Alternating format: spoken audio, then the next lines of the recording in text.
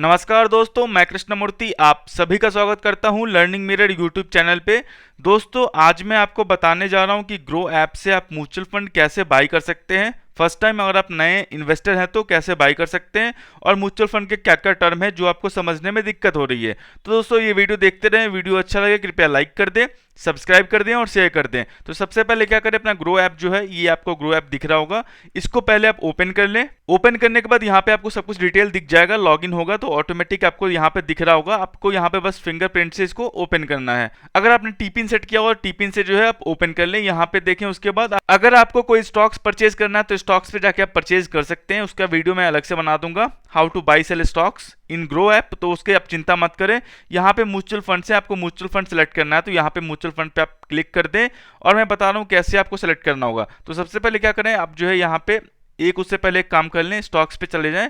जो भी आपको जितना का म्यूचुअल फंड परचेज करना है उतना का ऐड फंड कर लें पहले। तो फंड ऐड कैसे करते हैं, यहाँ पे ऐड मनी पे आप क्लिक करें।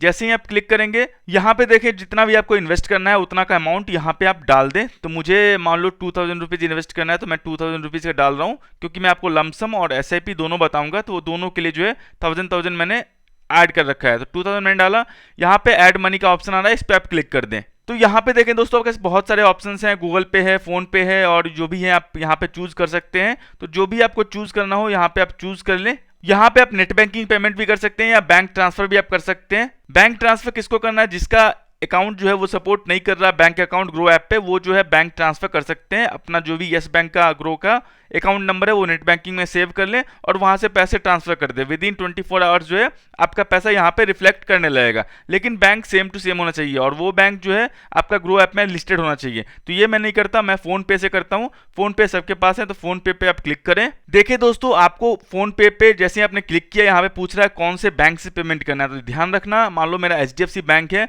और मैं पेमेंट कर रहा हूँ एक्सिस बैंक से, तो एक्सेप्ट नहीं करेगा। तो आपको बैंक जो है सेम टू सेम होना चाहिए जिससे आप फोन पे से पेमेंट कर रहे हैं और जो आपका बैंक ग्रो ऐप में लिस्टेड है। तो ये बात ध्यान रख लेंगे। तो मैं चेंज बैंक पे क्लिक करता हूं क्योंकि मैंने 3-4 बैंक अकाउंट ऐड कर रखे हैं। मैं यहाँ पे एक्सिस बैंक जो है सिलेक्ट कर लेता हूँ। एक्सिस बैंक सेलेक्ट किया मैंने। अब यहाँ पे देखें एक्सिस बैंक मेरा चला आएगा। यहाँ पे देखें एक्सिस बैंक मेरा आ गया है, यहाँ पे फोन पे दिख रहा है। यहाँ पे पे नाउ के ऑप्शन पे क्लिक करें आप। तो यहाँ बोल रहा है please pay from axis bank, तो एक्सिस बैंक से ही पेमेंट करना है आपको। यहाँ पे देखें UPI आ रहा है फोन पे का। यहाँ पे आपको फोन पे का पासवर्ड पूछ रहा होगा, वो पासवर्ड आप क्लिक कर दें। मेरा फिंगरप्रिंट है तो फिंगरप्रिंट से आप जो है इसको ओपन कर सकते हैं। यहाँ पे देखें दोस्तों, फोन पे में जो भी आपके बैंक अकाउंट लिंक होंगे सारे बैंक अकाउंट दिखेंगे, लेकिन आपको पेमेंट किससे करनी है, जो आपने डाल रखा है ग्रो ऐप में। तो यहाँ पे मेरा एक्सिस बैंक था, एक्सिस बैंक पे मेरा यहाँ पे टिक है। यहाँ पे मैं सेंड के ऑप्शन पे क्लिक करूंगा। तो जो भी आपका पासवर्ड होगा एक्सिस बैंक का पेमेंट का, वो पासवर्ड पुट करके आप टिक के ऑप्शन पे क्लिक कर दें। तो यहाँ पे देखें आपका जो है यहाँ पे टिक का साइन चला आएगा, मतलब पेमेंट जो है आपका डन हो गया है। देखिए आपका डन हो गया पेमेंट। इसके बाद दोस्तों स्टॉक्स पे जाके आप देखें बैलेंस में आपका जो है फंड ऐड हो गया है। अब आपको करना है म्यूचुअल फंड सेलेक्ट और ऐड। तो म्यूचुअल फंड कैसे सेलेक्ट करते हैं, म्यूचुअल फंड पे चले जाएं आप। यहाँ पे देखें दोस्तों, थोड़ा नीचे चले आएंगे, यहाँ पे देखिए कलेक्शंस में आपको दिख रहा है high return, tax saver, bank FD, better than bank FD, top companies, SIP with 500 rupees और यहाँ बता रहा है सेक्टर बेट। तो अगर आपको दोस्तों हाई रिटर्न चाहिए फंड तो यहाँ पे क्लिक करके आप फंड जो है चूज कर सकते हैं। जो भी है आपको हाई रिटर्न फंड है, यहाँ पे 3 ईयर्स है, यहाँ पे आप 5 ईयर्स चूज कर लें और मैं बताऊंगा इसके बारे में। आप थोड़ा बैक चले आते हैं, पहले मैं इसके बारे में डिस्कस कर दूं। आपको टैक्स सेवर फंड आपको लेना है तो टैक्स सेवर फंड में आप सेलेक्ट करके टैक्स सेवर फंड चूज कर सकते हैं। बेटर देन FD, अगर आपको FD से अच्छा रिटर्न चाहिए थोड़ा बहुत तो यहाँ पे आके लिक्विड फंड जो है चूज कर सकते हैं, या कोई भी डेट फंड जो है, जो भी डेट फंड है वो आप यहाँ पे चूज कर सकते हैं। तो यहाँ पे आके वो जो फंड है वो चूज कर सकते हैं। यहाँ पे देखें सारे डेट फंड ही हैं। तो यहाँ पे आप देखें, यहाँ पे रेटिंग आपको दिया हुआ है, तो इसको आप बैक कर दें। इसके बारे में मैं बाद में बताऊंगा आपको। टॉप कंपनीज में इन्वेस्ट करना है तो यहाँ पे कर सकते हैं।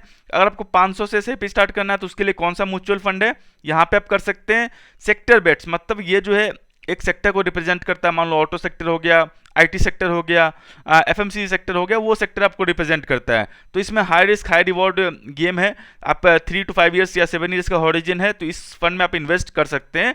तो यहाँ पे आप रिटर्न जो है 5 ईयर्स का चेक कर सकते हैं यहाँ पे, ठीक है। तो यहाँ मैं बैक कर रहा हूँ, आपको जो है हाई रिटर्न वाले में ऐड करता हूँ। मैं आपको पहले समझा दूँ उसके टर्म्स क्या है म्यूचुअल फंड के, आपको समझने में आसानी होगी और फिर उसको इन्वेस्ट कर सकते हैं। देखें दोस्तों, axis blue chip direct plan है। यहाँ पे जो भी ग्रो ऐप में आपको प्लान मिलेगा वो डायरेक्ट प्लान ही मिलेगा, इसमें कोई एजेंट कमीशन नहीं है। जो भी आप इन्वेस्ट करते हो डायरेक्टली ग्रो ऐप से करते हो। यहाँ पे डायरेक्ट का जो भी एक्सपेंस रेशियो होता है वही आपको लगने वाला है। यहाँ पे रेगुलर का कोई जो भी कमीशन होता है वो लगने वाला नहीं। तो आप चिंता मत करें, जो भी आप म्यूचुअल फंड इन्वेस्ट करते हो ग्रो ऐप से वो जो है प्योरली डायरेक्ट फंड है। मतलब जितना कंपनी चार्ज करती है आपसे उतना ही आपको ग्रो ऐप जो है चार्ज करेगी। ग्रो ऐप कोई एक्स्ट्रा चार्ज नहीं कर रही इसके बदले में। तो यहाँ पे एक्सिस ब्लू चिप फंड दिख रहा है आपको, यहाँ पे क्लिक कर दें। तो यहाँ पे ऑल करके दोस्तों देख सकते हैं आपका 10 रुपीज़ का एनएवी 42 रुपीज़ का हो गया है। अभी एनएवी का प्राइस यहाँ पे आप देख सकते हैं 42.21 चल रहा है। यहाँ पे रेटिंग 5 स्टार है दोस्तों, ये वैल्यू रिसर्च का रेटिंग है। यहाँ पे क्लिक करेंगे value research online. Value research online जो है आप सर्च कर लें, ये जो म्यूचुअल फंड का रेटिंग कंपनी है ये भी बहुत अच्छी कंपनी है। वहाँ पे आपको सीखने को बहुत कुछ मिलेगा। यहाँ पे दोस्तों क्या है 28,480 करोड़ ये एसेट अंडर मैनेजमेंट है। मतलब इतने पैसे जो है ये फंड मैनेज कर रही है। सिंगल फंड जो है ये इतने पैसे अभी मैनेज कर रही है इन्वेस्टर्स के। तो ये आपको जो है अच्छी बात है। यहाँ पे आपको देखें axis blue chip direct plan growth, आपको डायरेक्ट प्लान ही लेना है, हमेशा ग्रोथ ही लेना है। एक सर पूछते हैं सर डिविडेंड लूँ क्या? डिविडेंड मत लें दोस्तों। अगर आपको लॉन्ग टर्म कैपिटल एप्रिसिएशन चाहिए म्यूचुअल फंड में तो हमेशा आप डायरेक्ट प्लान ग्रोथ में ही इन्वेस्ट करें और मिनिमम हॉरिजन 3 to 5 ईयर्स का होना चाहिए। अगर आप स्टॉक मार्केट में कुछ रिटर्न जो है एक्सपेक्ट करते हैं तो यहाँ पे देखिए मॉडरेट हाई रिस्क, क्योंकि ये म्यूचुअल फंड जो है लार्ज कैप कंपनी से पैसे लगाती है तो थोड़ा बहुत आपको जो है हाई रिस्क यहाँ पे लेना पड़ेगा। हाई रिस्क हाई रिटर्न जो है गेम इस फंड में है। इसके बाद रिटर्न सेक्शन पे चले जाते हैं हम सब। रिटर्न पे आ गए हम सब। यहाँ पे देखें 1 year return, 3 year return, 5 year return and all. दोस्तों मैं जो आपको बार बार बोलता हूँ यहाँ पे आप कैटेगरी छोड़ दें। यहाँ पे कैटेगरी जो भी है वो अच्छा है, यह चेंज होता रहता है। अगर आप म्यूचुअल फंड चूज करते हैं तो हर साल का टॉप म्यूचुअल फंड परफॉर्मिंग के चक्कर में पड़ेंगे तो पैसे आपके नहीं बन पाएंगे। क्या करना है आपको, कम से कम म्यूचुअल फंड में 3 इयर्स का टाइम दे। ये देखिए ये आपका जो है कैटेगरी एवरेज जो है ये बेंचमार्क रिटर्न है। बेंचमार्क मतलब क्या होता है, किस मान लो निफ्टी 50 हो गया तो म्यूचुअल फंड अगर निफ्टी 50 में इन्वेस्ट कर रही है तो निफ्टी 50 उसके लिए बेंचमार्क होगा। अगर कोई म्यूचुअल फंड निफ्टी 500 स्टॉक में इन्वेस्ट कर रही है तो निफ्टी 500 जो है उसका बेंचमार्क होगा।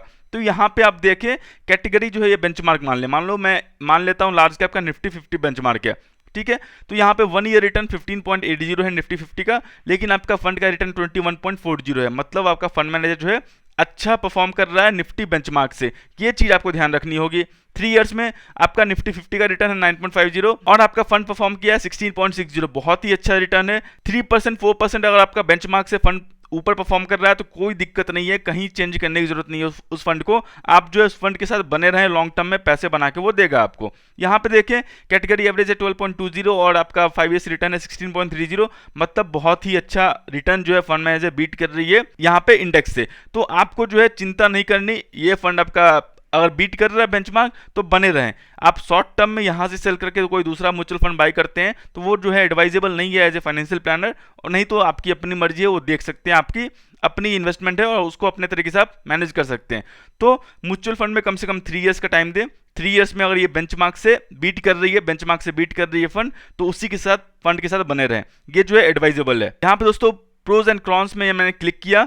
यहाँ पे देखिए lower expense ratio. Expense ratio दोस्तों क्या होता है, आप जो है कितने पैसे पे कर रहे हैं फंड मैनेजर को आपका फंड मैनेज करने के लिए। मान लो आपने 1 लाख रुपए पे किया तो 1 लाख पे वो 520 रुपए ले रही है साल का आपके फंड मैनेजर आपका फंड को मैनेज करने के लिए। तो एक्सपेंस रेशियो जितना कम रहेगा उतना रिटर्न आपका हाई मिलेगा। ये चीज ध्यान रखें। रेगुलर में क्या होता है, एक्सपेंस रेशियो ज्यादा होता है, रिटर्न आपको कम मिलता है। डायरेक्ट में क्या होता है, एक्सपेंस रेशियो कम होता है, रिटर्न आपको ज्यादा मिलता है। सिंपल सा कॉन्सेप्ट है, आप समझ जाएं। यहाँ पे 1 ईयर रिटर्न जो है ठीक ठाक है। 3 इयर्स रिटर्न, 5 इयर्स रिटर्न जो है ये सब कुछ वैसा ही रहता है। मैंने जो बोला है आपको 3 इयर्स का म्यूचुअल फंड हॉरिजन होना चाहिए। आपको पहले से रिसर्च कर लें। अगर आपका फंड बेंचमार्क बीट कर रहा है तो फंड के साथ बने रहे लॉन्ग टर्म में, कहीं जाने की जरूरत नहीं है आपको अगर पैसे बनाने हैं तो। दोस्तों यहाँ पे बहुत से लोग पूछते हैं सर AUM जो है इसका 15,000 करोड़ से ऊपर का है तो क्या इसमें लो रिटर्न मिल सकता है? ऐसा नहीं है दोस्तों। देखो जिसका AUM कम होता है वो छोटी कंपनी में इन्वेस्ट कर सकती है, जिसका AUM ज्यादा होता है वो जो है बड़ी कंपनी में इन्वेस्ट करती है। छोटे कंपनी में उनके पास इन्वेस्टमेंट का ऑप्शन बहुत कम मिलता है,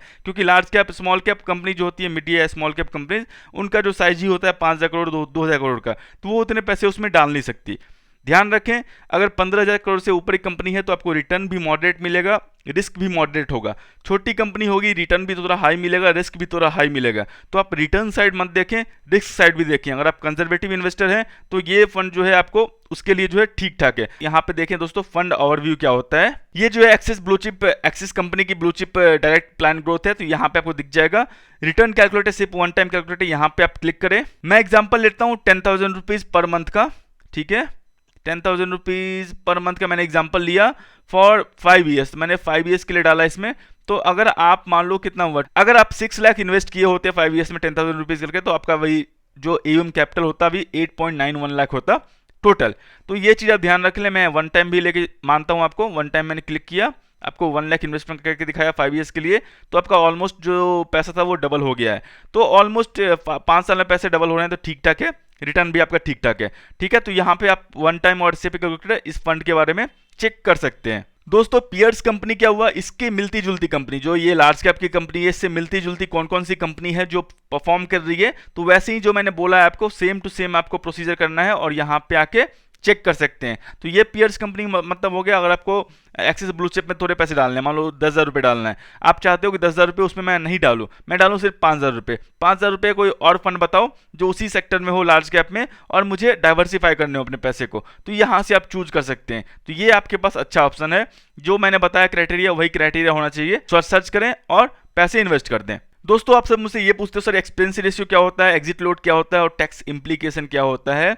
मैंने बता दिया एक्सपेंस रेशियो क्या होता है, जो आप पैसे पे करते हो फंड मैनेजर को आपके फंड को मैनेज करने के लिए। तो यहाँ पे आपका एक्सपेंस रेशियो 0.52 है, मतलब यहाँ पे आप जो है साल का 520 रुपए 1 लाख रुपए में आप पे कर रहे हो फंड हाउस को आपके फंड को मैनेज करने के लिए। तो ये कॉन्सेप्ट क्लियर हो गया आपका। यहाँ पे दोस्तों देखें एग्जिट लोड क्या होता है। एग्जिट लोड मतलब क्या होता है, अगर आप फंड पे डिपेंड करता है वो, किसी का 1 साल, किसी का 2 साल, किसी का 3 साल होता है, तो मैक्सिमम फंड का 1 साल ही होता है। तो मतलब मान लो आपने अभी इन्वेस्ट किया और 1 साल से पहले पूरे पैसे निकालना चाहते हो, जो मेजर फंड हाउस है वो 1% चार्ज करती है आपके एयूएम का। मान लो आपने 1 लाख रुपए इन्वेस्ट किए, उसका हो गया 1.5 लाख रुपए 6 महीने में ही। आप नहीं चाहते कि मैं इसको लॉन्ग टर्म रखूं, मैं प्रॉफिट बुक करना है आपको, तो क्या करोगे आप 1.5 लाख रुपए जैसे ही आप क्या करोगे, सेल करोगे उसका म्यूचुअल फंड, पूरा म्यूचुअल फंड 1.5 लाख का सेल करोगे। उस पर जो है डिपेंड करता है म्यूचुअल फंड पे, वो 1% चार्ज करेगी, मतलब 1,500 रुपीज आपको काट के देगी। क्यों देगी, ये पेनल्टी है, क्योंकि आपने लॉन्ग टर्म के लिए इन्वेस्ट किया था, आप शॉर्ट टर्म में निकाल रहे हो पैसे, तो पेनल्टी लेती है आपका। हर फंड हाउस जो है ऐसा करती है, आप देख लेना आपको क्या करना नहीं करना। 1 साल से पहले निकालोगे तो 1% आपके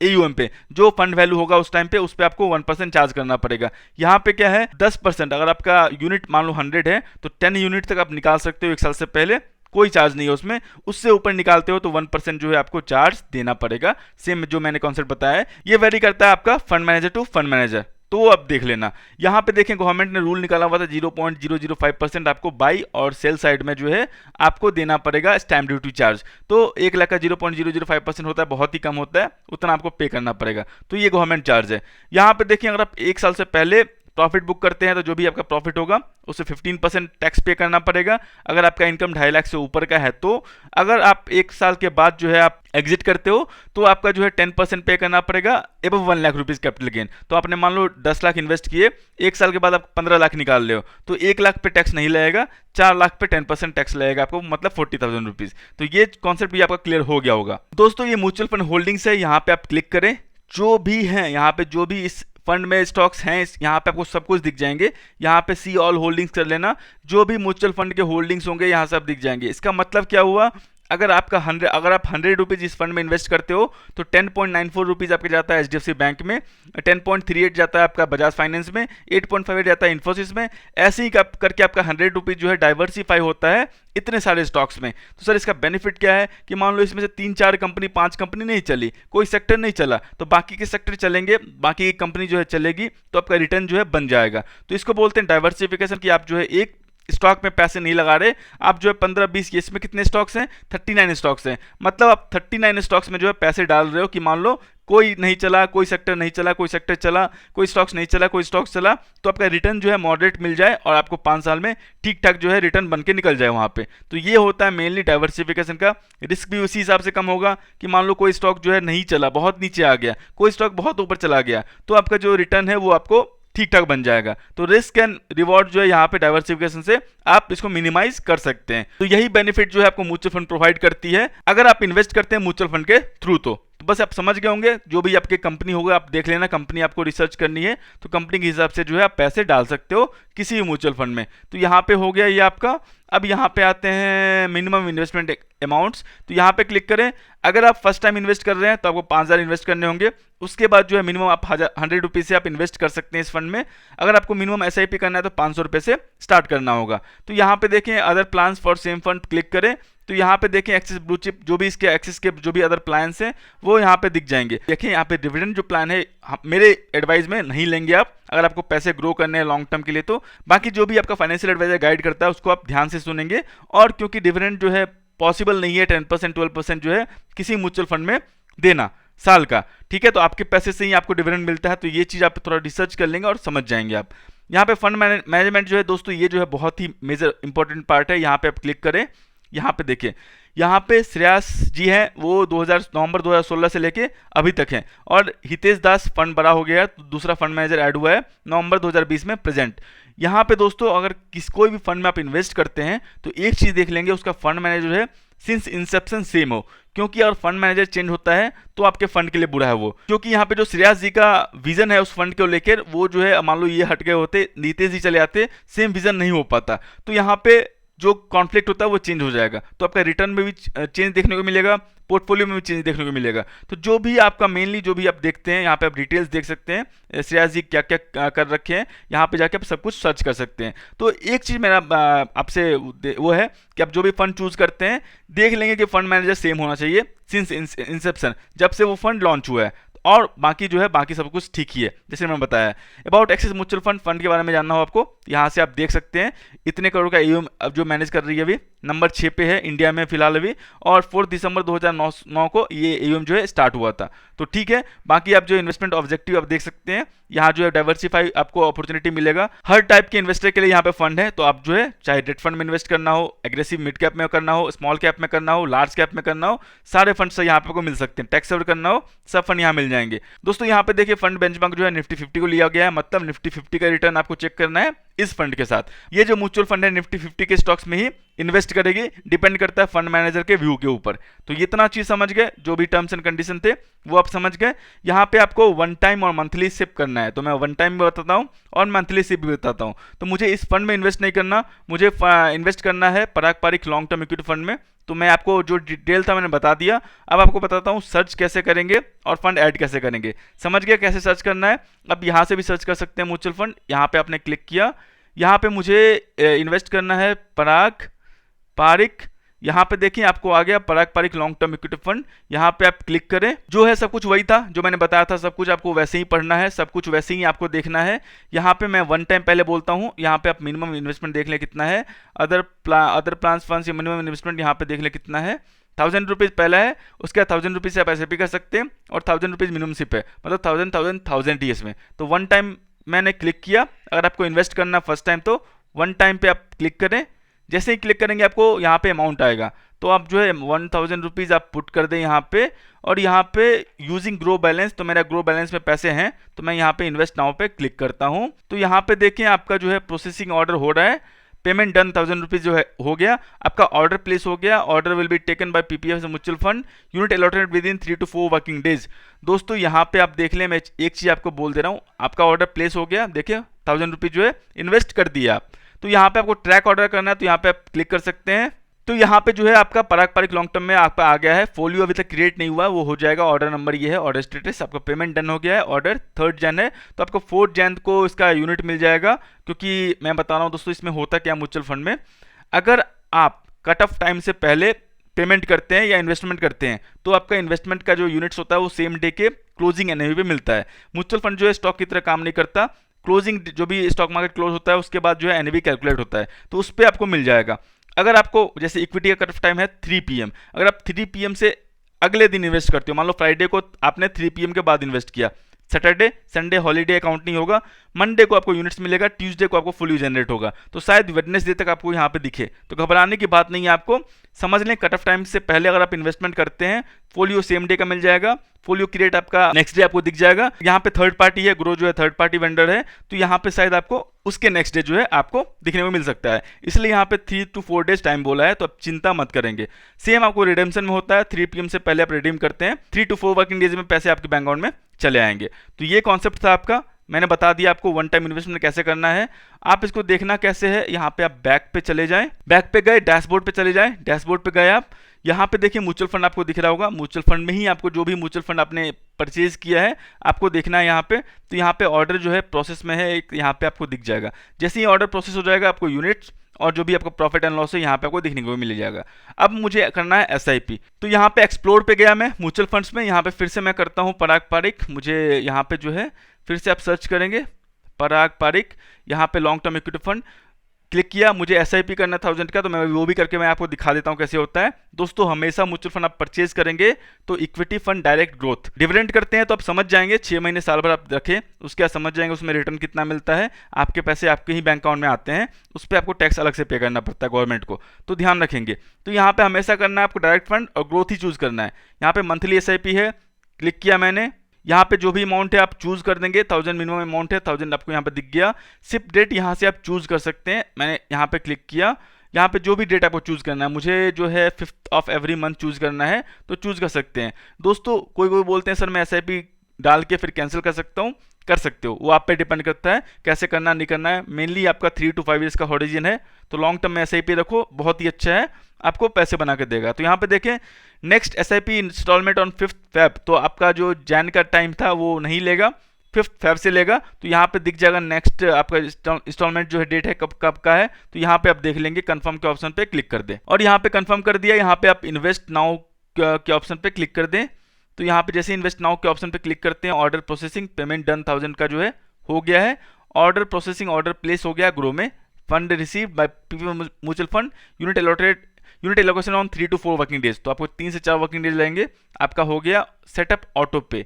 दोस्तों आपको ऑटो पे सेटअप करना है तो ठीक है, नहीं तो आप जिस डेट को एसआईपी किए हैं उस डेट को जो है आपको रखना पड़ेगा ग्रो ऐप के फंड में पैसे, तभी जो है विड्रेट कर पाएगा। अगर आप भूल जाते हैं तो कोशिश है आप ऑटो पे कर दें, ऑटो पे आपके लिए बेस्ट रहेगा। तो यहाँ पे देखें आपको 1 लाख रुपीज़ का ऑटो पे है आपका, तो यहाँ पे आप चूज कर सकते हैं, यहाँ पे क्या करें आप इस पे टिक कर दें, सबमिट के ऑप्शन पे आप टिक कर दें, ठीक है। तो आपको 1000 रुपीज़ जो है हर मंथ ऑटोमेटिक आपके बैंक अकाउंट से जाते रहेंगे। तो जो भी बैंक अकाउंट होगा यहाँ पे चूज करने के लिए बोलेगा आपको, देख लें। दोस्तों एक चीज मैं देख लूँ, यहाँ पे ई मैंडेट है, ठीक है। तो ई मैंडेट में एक चीज ध्यान रखना, आप बता दूं मैं, नहीं तो फिर बाद में बोलोगे सर आपने बताया नहीं, गलती हो गई। अगर आपके पास कैश फ्लो आते हैं महीने महीने, आप जितना का एसआईपी सेटअप किए हो और महीने महीने उतना का आपका कैश फ्लो आता है, आप डिफॉल्ट नहीं होगे, तभी आप ई मैंडेट सेट करें, वरना सेट करने की जरूरत नहीं है। मान लो आपके पास इस महीने पैसे आए, 1 महीने पैसे नहीं आए, 2 महीने पैसे नहीं आए, तीसरे महीने आप जो है एक साथ ही डालते हो 3 महीने का पैसा, तो ऐसे कंडीशन में आप जो है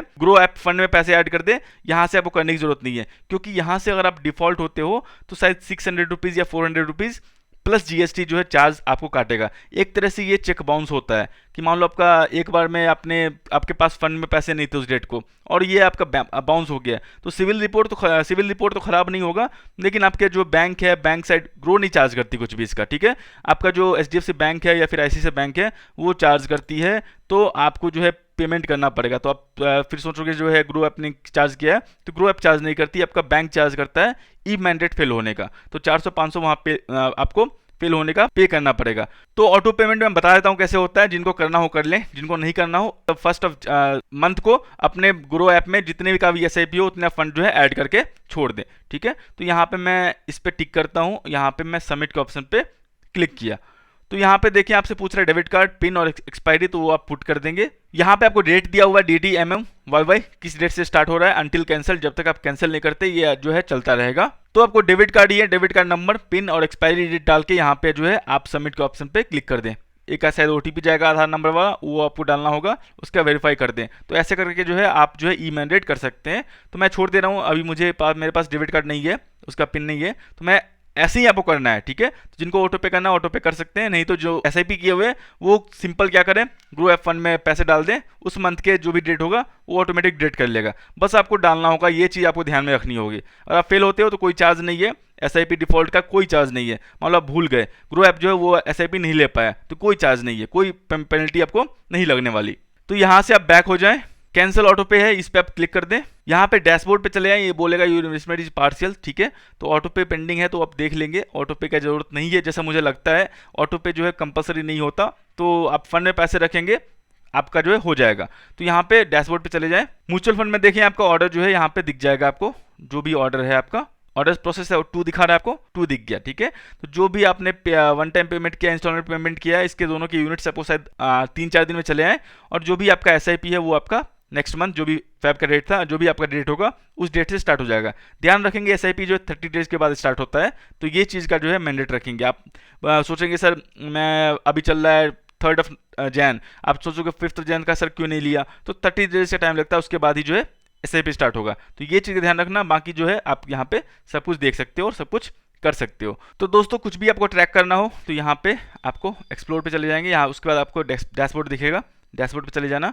जो भी आपका होगा स्टॉक्स, आपको स्टॉक्स जो भी आपने परचेज किया होगा यहाँ पे आपको दिख जाएगा, उसका वैल्यू कितना है, कितना इन्वेस्टमेंट किया था, आपको रिटर्न कितना मिल रहा है, वहाँ पे यहाँ पे आपको दिख जाएगा। म्यूचुअल फंड वाला में यहाँ पे आपको सेक्शन में सारे आपके म्यूचुअल फंड और जो भी आपका रिटर्न वो भी है, रिटर्न बन रहा है, आपका एनएवी कितना अप्रिशिएट और कितना डिप्रिशिएट हुआ है वो यहाँ पे आपको दिख जाएगा। तो ऐसे आप ट्रैक कर सकते हैं, और बाकी का मैं आपको वीडियो जो है लेके आता रहूँगा। और दोस्तों मैं आशा करता हूँ वीडियो आपको समझ में आ गया होगा, एक एक कॉन्सेप्ट मैंने क्लियर कर दिया है। कुछ भी क्वेरी हो, मैं नाइट को 8 PM लाइव आता हूं, आप वहां पे आके सवाल पूछ सकते हैं डायरेक्ट लाइव में, मैं आपको हो सकता है तो वहीं पे जवाब दे दूंगा। और दोस्तों ग्रो का जो म्यूचुअल फंड इन्वेस्टमेंट लिंक है वो वीडियो को डिस्क्रिप्शन में है, और इन्वेस्टमेंट स्टार्ट करें। कुछ भी क्वेरी हो मैंने बताया आपको 8 PM लाइव में आके पूछ सकते हैं। तो दोस्तों मैं आशा करता हूं कि आपको वीडियो बहुत पसंद आया होगा। वीडियो बहुत पसंद आया होगा कृपया लाइक कर दें, सब्सक्राइब कर दें और शेयर कर दें, और हमारे साथ ऐसे ही बन रहे हैं नए नए वीडियोज़ के लिए। धन्यवाद दोस्तों।